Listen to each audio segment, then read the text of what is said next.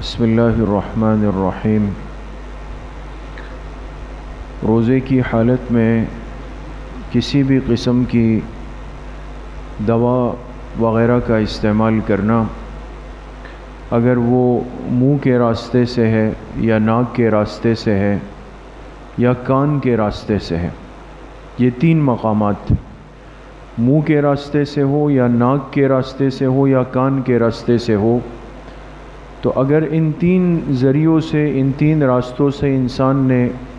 کسی بھی قسم کی غذا ہو یا دوائی وغیرہ ہو، اگر وہ استعمال کی اور وہ اتر گئی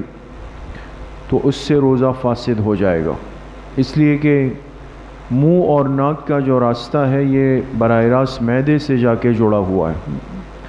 اور کان کا جو راستہ ہے یہ دماغ سے جڑا ہوا ہے۔ روزے کی حالت میں کوئی چیز معدے میں چلی جائے یا دماغ تک پہنچ جائے تو یہ دو صورتیں ایسی ہیں جو روزے کو فاسد کر دیتی ہیں۔ اس لیے ان تین راستوں سے کسی بھی قسم کی دوائی کا استعمال کرنا یہ روزے کو فاسد کر دے گا۔ بعض دفعہ کان میں درد ہوتا ہے تو کان میں جیسے ڈراپس وغیرہ ڈالتے ہیں، قطرے ڈالتے ہیں، یاد رکھیں اس سے روزہ فاسد ہو جائے گا، کان میں قطرے نہیں ڈالے جا سکتے۔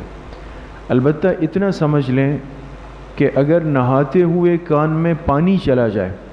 جیسے انسان نہاتا ہے تو اتفاقاً کبھی ایسا ہے بغیر ارادے کے کان میں پانی اندر چلا گیا تو اس سے روزے پہ فرق نہیں پڑے گا،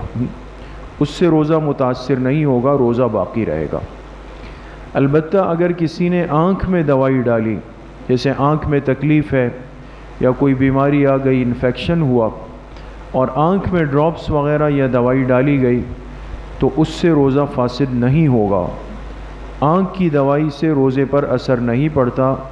روزے کی حالت میں آنکھ میں دوائی بھی ڈال سکتے ہیں، آنکھ میں سرما وغیرہ بھی لگا سکتے ہیں، اس سے روزے پر کوئی فرق نہیں پڑتا۔ اسی طریقے سے اگر روزے کی حالت میں